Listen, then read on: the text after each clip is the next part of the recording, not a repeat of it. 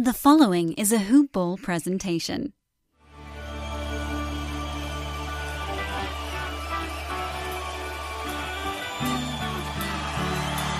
Welcome to another edition of the Hoop Ball Sacramento Kings podcast. I'm your host, Christian Villere. You can find me on Twitter at MyBuddyChris. For all of Hoop Ball Sacramento Kings coverage on Twitter, it's at HoopBallKings. And for all of your NBA news, NBA fantasy news, and Sacramento Kings coverage, period, it's hoop-ball.com. Get the season pass today. If you're playing fantasy basketball and you want to keep up to date on all the premium stuff happening on Hoop Ball, you need to get that ASAP. If you're playing fantasy basketball, it is a must. On the podcast today, we have Sacramento Kings beat blogger for Hoop Ball, Mr. John Schifferle. We get into the last two ball games for the Sacramento Kings against the Grizzlies and Wizards in Sacramento. We hit on Nemanja, the great game that he had on Friday night. Justin Jackson, what are we seeing there? As well as Willie Cauley-Stein and the unending conundrum of him with the Sacramento Kings. He's playing a little bit better. We break that down on the podcast. And lastly, we get into the Kings' half-court offense and how that is unfolding in this early season. With that, here is the Hoop Ball Sacramento Kings podcast. He is back on the program yet again. We have not changed his title, even though his responsibilities have changed. Would you like a new title? I'm not really keen on the title that you have at the moment. I just don't know what else it would be. Yeah, otherwise we're just going into cliche. Kings correspondent. Yeah. Kings insiders taken. Editor at large for... No, I don't like that. Yeah, I'm not the editor either, so that wouldn't even... Well, editor at large is a meaningless term that no one is... I'm sure that people who are actually in journalism know exactly what it means. I don't know what it means, but it's a fun term, and it makes it sound like you're doing something, or like you have an important title.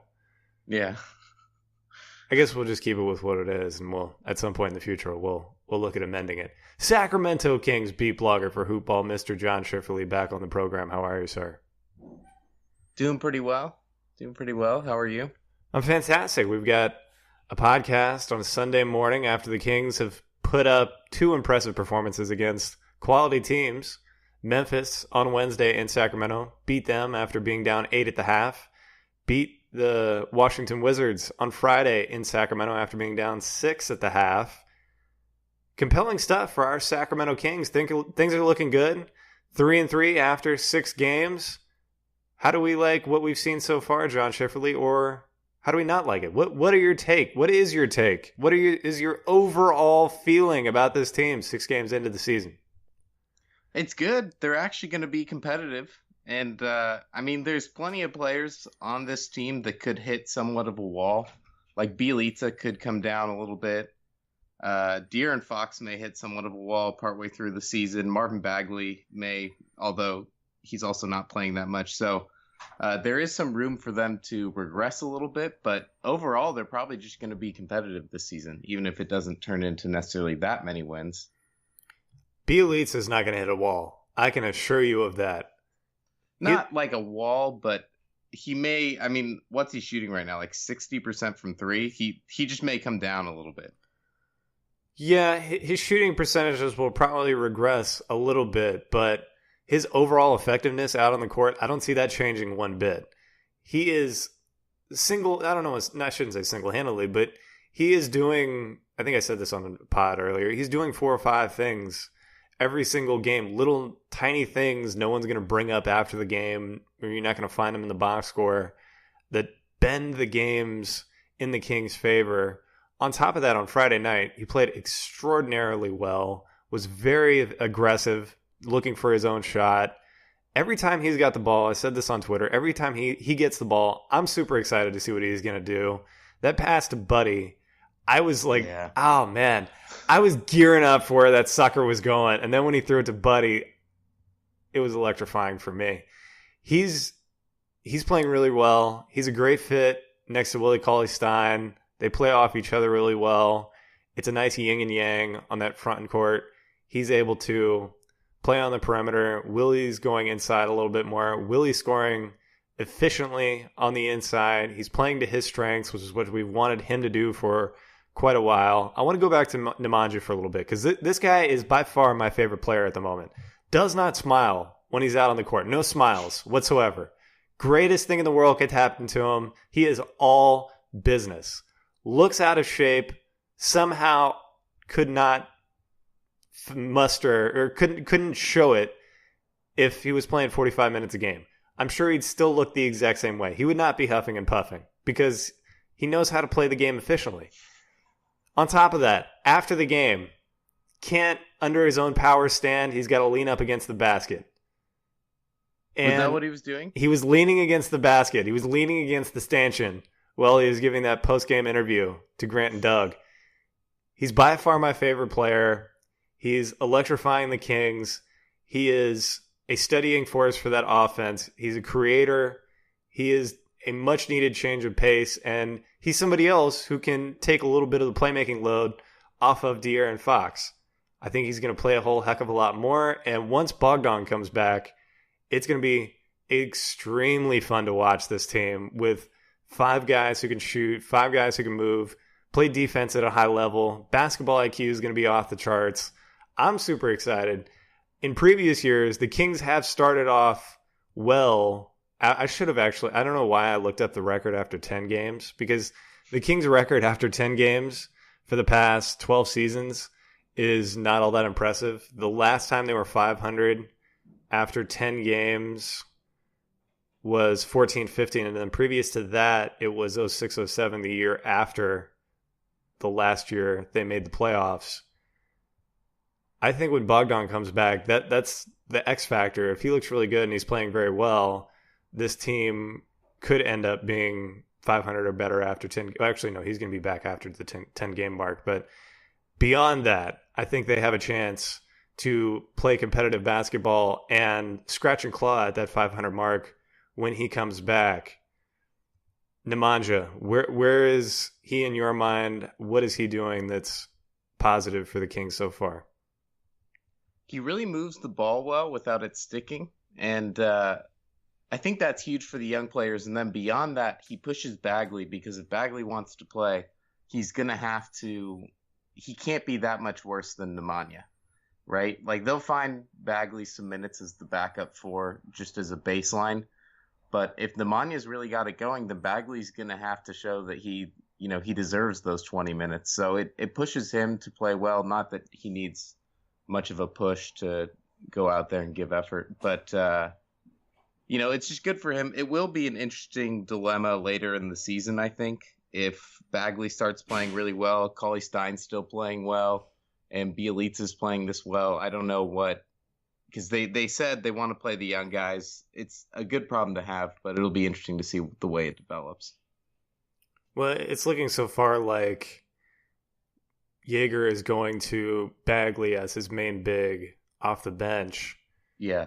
And in the second half, he's sticking to a tighter lineup of players. He's not going 10 deep. He's keeping the last 2 games. Frank Mason and Harry Giles haven't seen the court in the second half, absent the 10-second stint that Frank Mason got at the very end of the Washington Wizards games, and a situational bringing him in for ball handling, I'm guessing, or just another ball handler out on the court trying to get open to close that game out. Harry Giles having some issues here to start the season. I did not foresee this, but I think it's happened mainly because you've got him going up against all NBA talent straight off the bat. I would have preferred to do something a little different. I don't think he needs to be guarding those guys straight off the bat. I prefer to build a guy up a little bit before you throw him to the Wolves, as opposed to just throwing him to the Wolves straight away. I think it's hurt him, his confidence a good bit.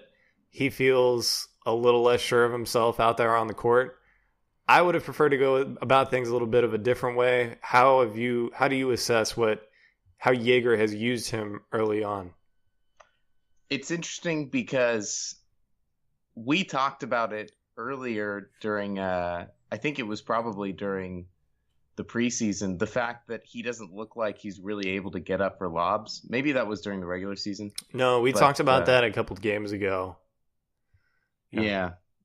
Well, between that, I just he takes a lot of bad shots, and he seems to be very willing to take deep mid-range shots that I don't think he's necessarily that good at, and he's not really that open when he's taking them. He just doesn't get many shots around the basket, and he doesn't finish around the basket all that well right now.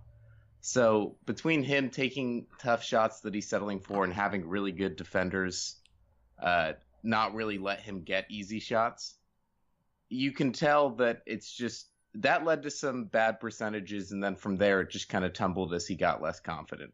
And really all we have seen so far in the season was the fact that he can make good passes from time to time, but he does make a lot of bad decisions. He wasn't burned by it in the preseason when teams weren't necessarily playing 100% and they weren't necessarily facing the best bigs out there.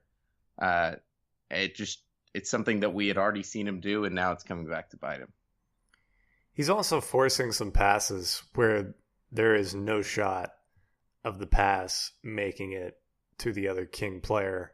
Well, he makes the decision of what he's going to do very quickly. Like, you can see when he catches the ball and he thinks he's going to hit someone that cuts, he just stands there with it and waits for that person to cut. It's very obvious what he's doing.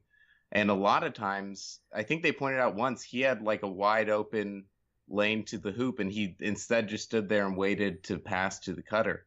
And he just kind of needs to take it himself. So in college, he wasn't really asked to be this, what you'd think you'd ask him to do based on the fact that he was supposed to be like this number 1 overall pick, just because he was still recovering. So if you look back, he didn't play last year. He didn't play in college, really, at least not in the role that he's playing right now.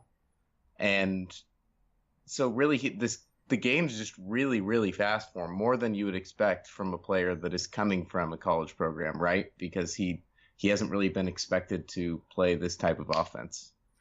Agreed. I also continue to pound my fist on the table saying, and Brood disagreed with me on the podcast on Wednesday or Tuesday, I think, sure, that he thought it was a good thing that Giles was getting thrown to the wolves early on against these all-NBA centers.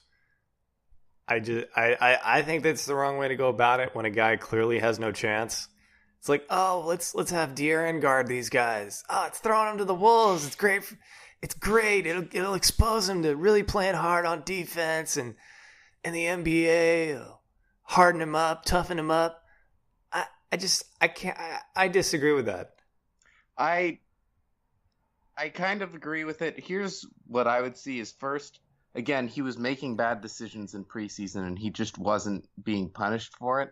And so to a certain extent, he does need to play against players that are good enough to make him pay for making bad decisions. So that's a lesson he needed to learn. And then second, the fact that his sort of spot in the rotation has been getting smaller and smaller over time is good in the sense that he's learning that he needs to contribute to actually play. And to be honest, he's very hard to play right now. So I understand, even if they do want to go with the youth movement, with the team playing as well as it is, you can't ruin your games by giving him extended minutes. But you also do need to keep throwing him out there against those better players, just as a show of faith, like, hey, you don't get it now, but you will, and it's just going to take some time. So I don't know. To me, throwing him out there for 20 minutes a game to start and then slowly taking that down as he struggles to nothing, it almost reminds me of what they did to Scal, right? Where it's like, it's discouraging because they expected you to be successful. Then when you weren't, you were punished for it by getting less minutes. If you don't completely take their minutes all the way down, then it's just saying, hey, it's fine to struggle. That'll happen. Just keep going and try to be better. And as soon as you get better, we'll get you back up to where you were, but you're not going to be taken out of the rotation. I would worry about taking him all the way out of the rotation at this point. I don't think that's going to happen, but when Costa comes back, we'll see. Well, he only played like 3 minutes against Washington, something like that. Oh, really? Okay. I didn't realize it was that few. I knew he didn't play that many minutes. I know, and I knew he only got in the first half, but I didn't think it was only 3.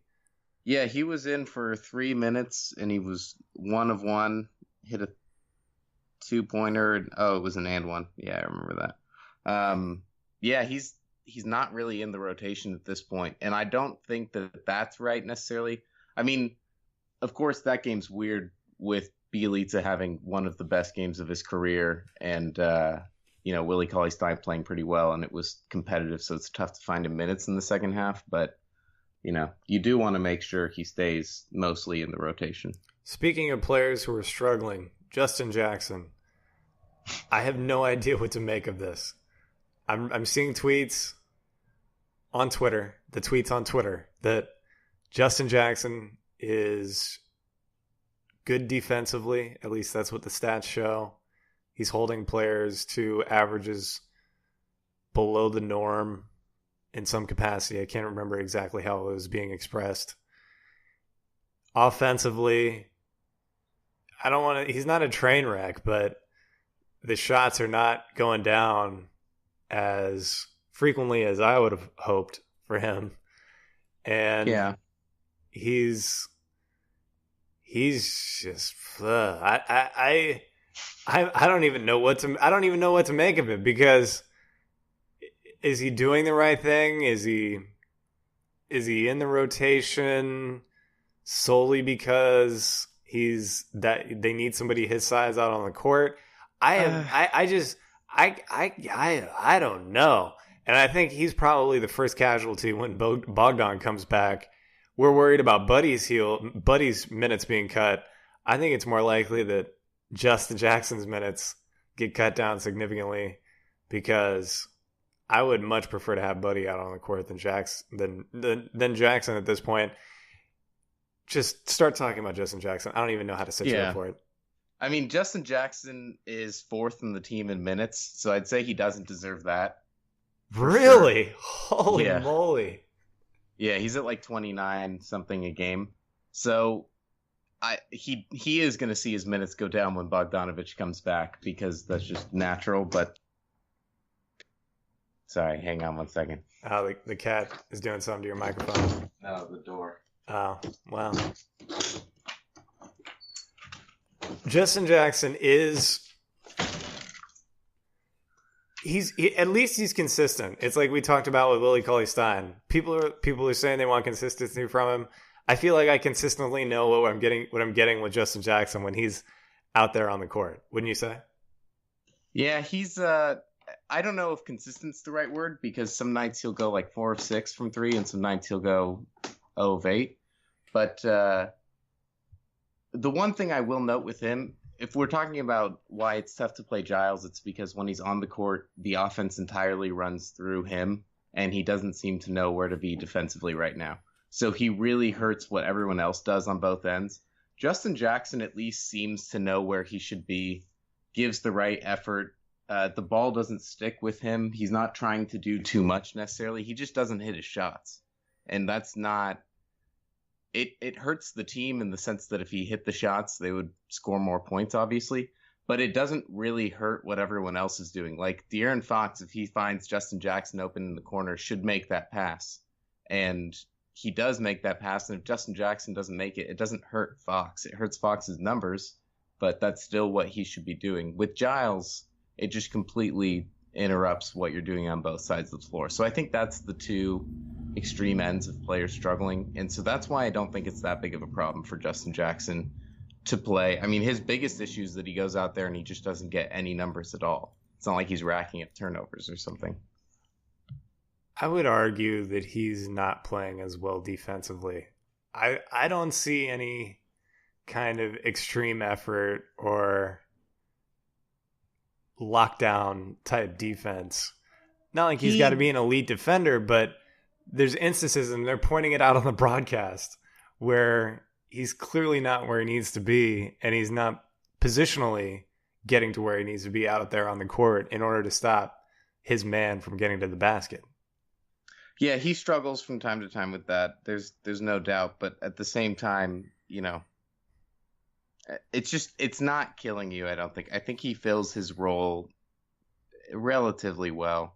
I mean, it's just not that bad to me. I mean, people don't like it, but at the same time, I would say the benefit to playing a bunch of minutes is we talk all the time about how we don't know really what Scala VCR is, because we haven't really seen him get full extended run without, a short leash. This is Justin Jackson getting full extended run without a short leash. So if he doesn't really show much improvement over the next couple months or over the year, and he averages 25 minutes a game for the year, it's you can be pretty sure next year that you're not really missing out by taking him out of the rotation or replacing him or trading him or whatever it is. So there is definite benefit to just saying, all right, let's just make sure we know what he is this season. Right now he's shooting 24% from 3-point range, shooting 58% from 2-point range. He has shot an equal amount of 3-pointers and 2-pointers so far this season, shot 51 times, 25 threes, 26 twos. Yeah, I of course watch as he comes out in the next 4 games and drills shot after shot after shot, but I don't think it happens. I'm really not getting a sense that it could be there for him. Out there on the court, I don't get that sense that he's going to all of a sudden burst out and play better than he has so far. I'll say his shot looks good to me, and he can shoot from pretty deep. Sometimes it looks like he's rushing it, and that seems to be his issue. But I'll just say this with Justin Jackson. If the Kings were offered like a mid-second round pick, and this is in a world where the Kings don't already have like 4 of those, if the Kings were offered a mid-second round pick for him, I don't think I'd take it because I just don't see the upside of the second round pick being Justin Jackson, to be honest. So I would like to get to the point where I'm sure of that before I really count him out. And, it's just worth seeing what he's got in my mind. Would you rather have DeAnthony Melton or Justin Jackson? I don't think Melton should have been a second round pick. Well, my point is those players are available in the second round. Yeah, in a really, really deep draft, he was weird because he was suspended and all that. I mean, I don't know. The player that the Kings actually selected in the second round, Gary Trent, I don't know that I'd rather have Gary Trent for sure right now. I mean, Justin Jackson has a lot of size, so if he could shoot, there's definite value there. But we'll just have to see. If we're getting into players that we'd rather have, I'd rather have Sauce Castillo right now. Yeah, he's looking okay. It's still hard for me to get over whatever the thing it was that he said about the pick swaps. Oh, he says okay. Yeah, he was like the throw-in a trade for pick swaps, and he started making fun of the Kings for getting swapped. Oh, man. I can't blame him for that because we've done it endlessly. Moving right along with players we're trying to make sense of here in the early season, Willie Cauley-Stein, he looks like he has improved his game on the offensive end. Jaeger made mention of it in the post-game presser on Friday. He's getting away from the mid-range jump shot. He's playing to his strength on the inside. His footwork looks good. He's making shots in the restricted area and in the paint, really, at a high clip. Offensively, I feel like he is where he should be after 3 years in the league.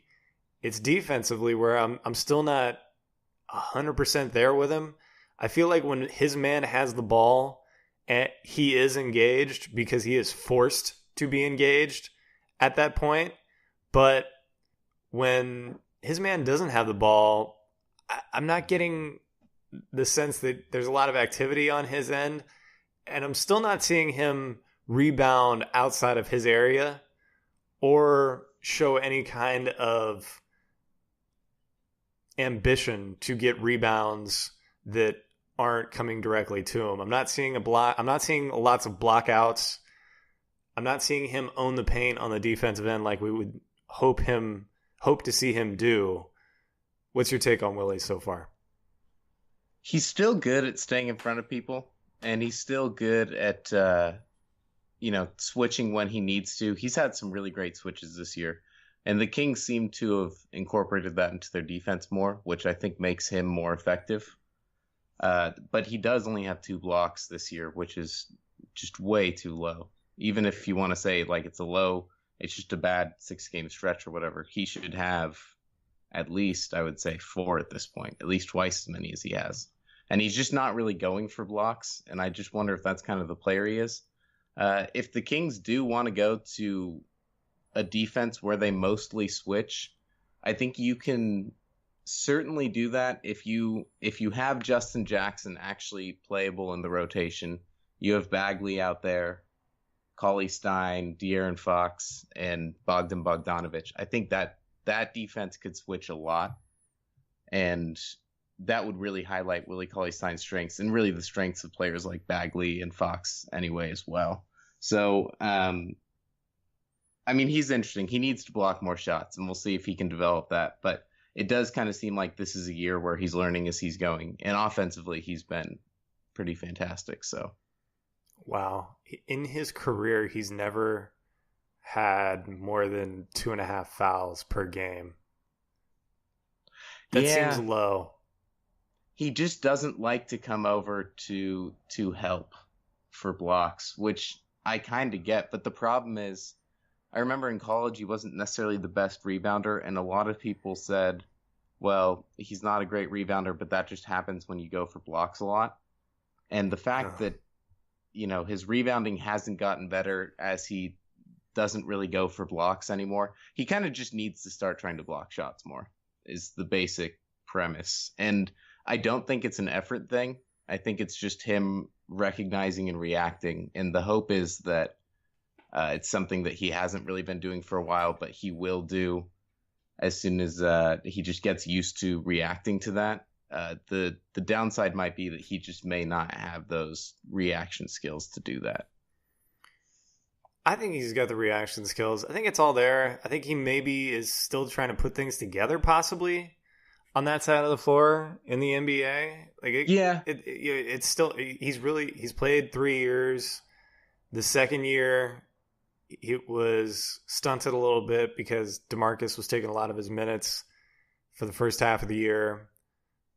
He's still a very young NBA player when you think about how many games he has played. Like we said a million times last year with Scal, he got into 75 games, but he only averaged 18 minutes a game in 16-17 in his age 23 year.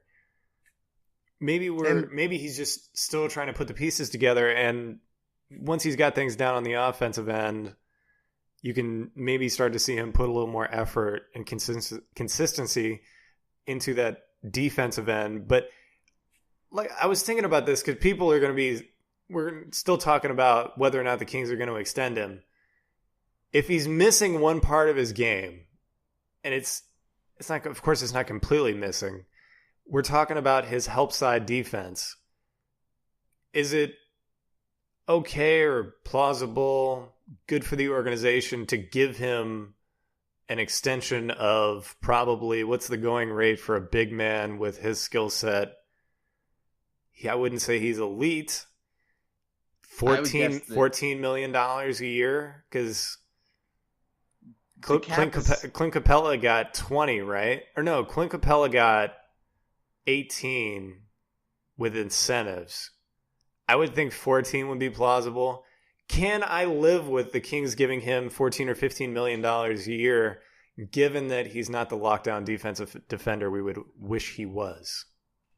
I mean, the cap goes up next year, and he can't shoot threes like Miles Turner, but my guess is he asked for that Miles Turner contract, which I think was like 4 for... No, it was 4 for 20. 4 at 20 a year. No, I think he ended up at 68. There was like incentives or something, but yeah, I mean, he'll probably ask for around 16 a year, just based on the fact that they're kind of similar. But Miles Turner is probably not the passer that Cauley-Stein is, or the finisher that Cauley-Stein is, and Cauley-Stein's not quite the shooter that Miles Turner is, obviously. His free throw percentage, I mean, it's not necessarily his help side defense as much as just his overall rim protection. He just doesn't really protect the rim. And as much as he's a quick twitch athlete, he's not like, it just looks like he can't really commit to reacting when he sees someone driving in. And I think that's just a mental thing. And hopefully he can get better at that. But if he's not really protecting the rim and he's not really spacing the floor, I would put a decent limit on how much I'd be willing to give him. It kind of depends on what he looks like at the end of the year. But yeah, I don't know. I mean, DeAndre Jordan shoots about what Willie Cauley-Stein is shooting right now from the free throw line. Willie Cauley-Stein's like 54% this year, probably 60% overall. So I guess he's a little better than DeAndre Jordan, but he's not nearly the defender in there. He may not even be as good as a finisher. So, you know, how much do you value Willie Cauley-Stein's passing, I think, is what it's going to come down to if you give him an extension. He's shooting 54% right now from the free throw line, and Miles Turner got 4 years, $72 million. So it's $18 million a year. Yeah, $18 million, and then he's got incentives that can take that to $20 million per year. I don't know. I really don't know. It's going to be a toss-up for me, and I think it's going to come down to the fact that the Kings have so many other big men that they don't see a measurable difference between him and the other guys that they've got, especially if Bagley is going to continue to develop. I think they would much rather give that contract to Bagley than give it to Willie Cauley-Stein. Probably what things are going to come down to, and we're not going to know for another year or two whether or not that is the case. The good news there is that the overlap for Bagley and Willie Cauley-Stein, as far as that contract, if you gave it to him, would be just 1 year. Just that last year of Cauley-Stein's deal. So you don't have to worry too much about that. But at the same time, I don't know. There's the question of how much could Cauley-Stein get if he averages, around 18 a game with 8 or 9 rebounds a game and maybe 1 block a game. He could get a decent contract from a team, but does that really help you win at the highest level to have Willie Cauley-Stein be one of your, 4 best players? He doesn't really create his own shot. He's a good passer, and that's actually a lot for him, but he's not necessarily an elite rebounder, doesn't really protect the rim for you. I think he's just a little scheme dependent for that type of money. I think he's scheme dependent. I think he's playing defensively okay. I think he's playing a little bit better than I thought he would. Yeah, he is. Will that translate? And I don't think it matters that he can't create his own shot. You've seen instances this season where he's gotten the ball in certain places, and I didn't expect him to be able to get to the basket as fluidly as he did. That is a good sign as well. It's also a good sign for his free agency, and it's going to make things more compelling for the Kings in terms of whether or not they give him the extension. Well, I guess my point there is that if he's not a great rebounder or defender, you're mostly paying him for his offense. And if he can't really create his own shot, and most of his passing comes in terms of just him finding cutters, how much is that really worth? I mean, even Nikola Jokic, he's better defensively than Jokic, I would say. But even Jokic rebounds at a really high level. Yeah. And brings a lot of size. But Willie's been much better on the block this year than I thought he would be. He showed he was good last year, but he's taken a step forward in that area of his game this season, which is good to see. Let's move on from Willie. Is there anything else you want to say on Willie? No, I mean, I guess I would assume that he's going to get extended. I don't think they're going to trade him, and I don't think they'll just let him go for nothing. One more thing I want to talk about here, half-court offense for the Sacramento Kings. They've been pushing the pace very effectively this year and often, which is good to see. Everyone was wondering whether or not that would actually be the case, given what they had been saying in the offseason, what Jaeger had been saying, what De'Aaron Fox had said in some interviews. It is actually happening. The pace is being pushed. They're scoring a lot of points. A lot has been made of that. Half-court offense, though, it seems to be stagnating at certain times of the game when the other team is really tightening the screws on defense. I would argue that happens league-wide, and the teams who are best able to cope with it have players who can exploit somebody on the other team to create shot for themselves or somebody else. Right now, it's looking like De'Aaron Fox is the guy for the Kings who could do that, but he is not stepping up and cognizant really of the fact that he needs to do that. He is aware of the fact that he is the leader for the offense, leader for the team. I think it'll come around here in the next few games, and I'm sure it's going to be hammered home to him that when they get into those situations where it's half-court offense on half-court defense, they aren't able to run past the defense or outrun the defense, and they're getting into a half-court set, that he needs to take onus and look for daylight, and when he gets that daylight, exploit it right off the bat. What are you seeing from the Kings half-court offense, and does it seem to you like it's stalling at certain points in the game like it seemed to do to me on Friday night towards the end of the game against the Wizards? Well, late game, I would like to see it go to Fox, and they do struggle a little bit with execution. It's much better than last year, but they're not quite at the level of a team like the Wizards in that sense. But as far as not end of game half court offense goes, I would say they seem to like to run a lot of it through Willie Cauley-Stein if they actually get into that position where they're trying to run something in the half court.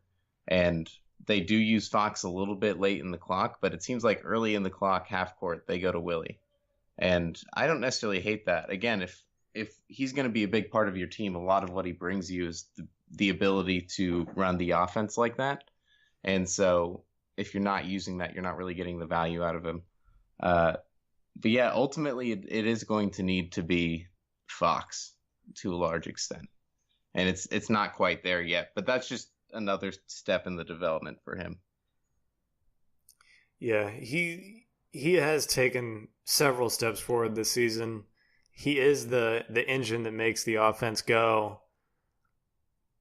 I think that it's a small problem too, because with the half-court offense in the early part of the game, you're seeing the young players, like I was hoping they would, exploit the daylight that they're seeing on offense when they get a mismatch, when somebody's out of position. They are taking it to the basket. Buddy's looking for his shot, even in places on the court where he's shooting these long twos. Seems like he's making them at a high clip. I haven't looked at the numbers on that. All of it seems to be clicking on offense in the half court outside of when things get a little more intense in the latter part of the first half and towards the latter part of the second half, obviously, when the game is coming to a conclusion. Yeah, I would say early you see a lot of movement from all five guys, and you see the ball moving well.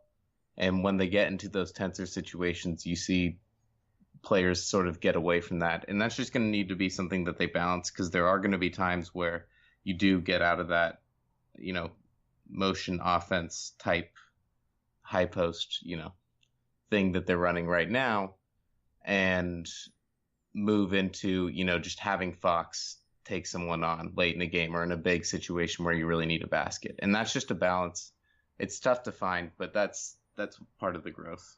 It's just going to take multiple, iterations of it coming up.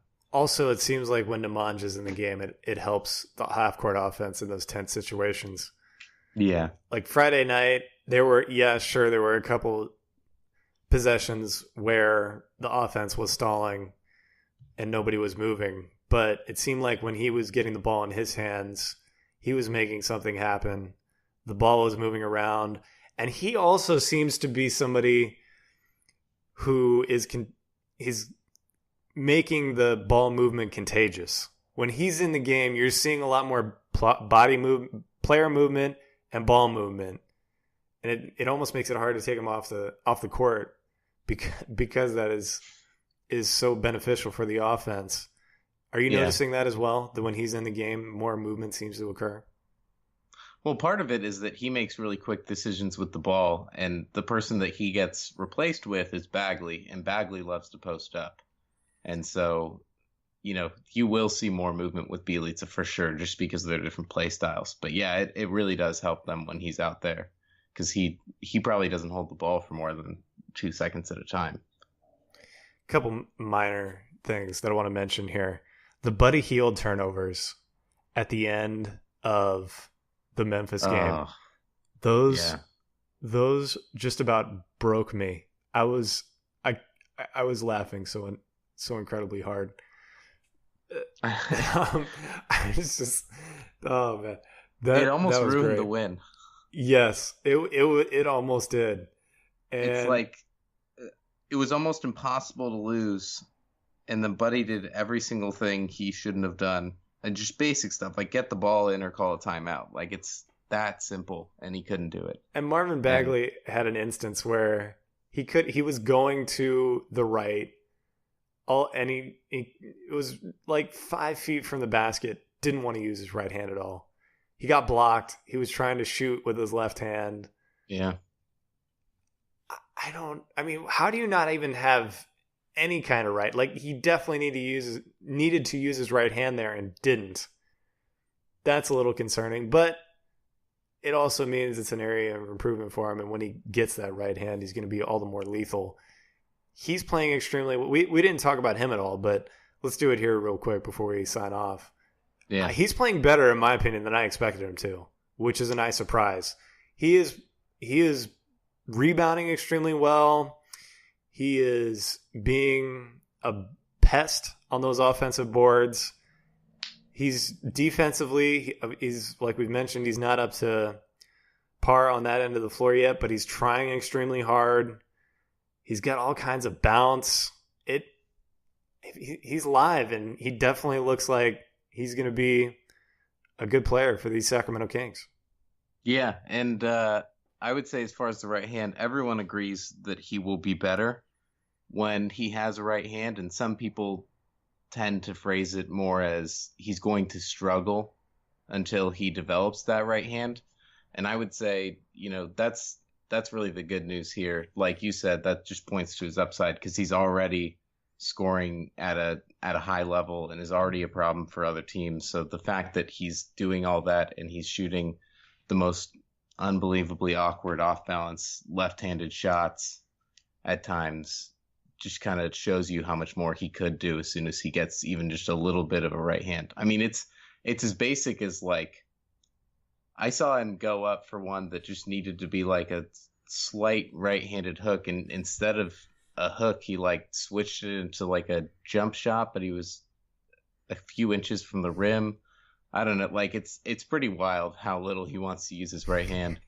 But yeah, he'll be really, really tough when he develops that. And he must know that it's a problem, so I'm sure he's working on it.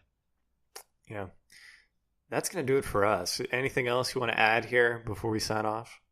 No, that was all. Awesome. Well, you can find John Schifferle on Twitter at John Schifferle. You can find me on Twitter at MyBuddyChris.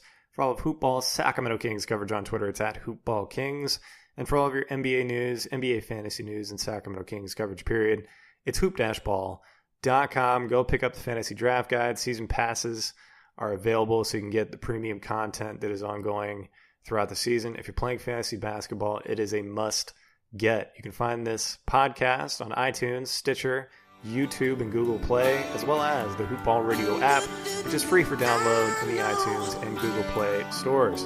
For John Schifferle, I'm Christian Villere. See you next time.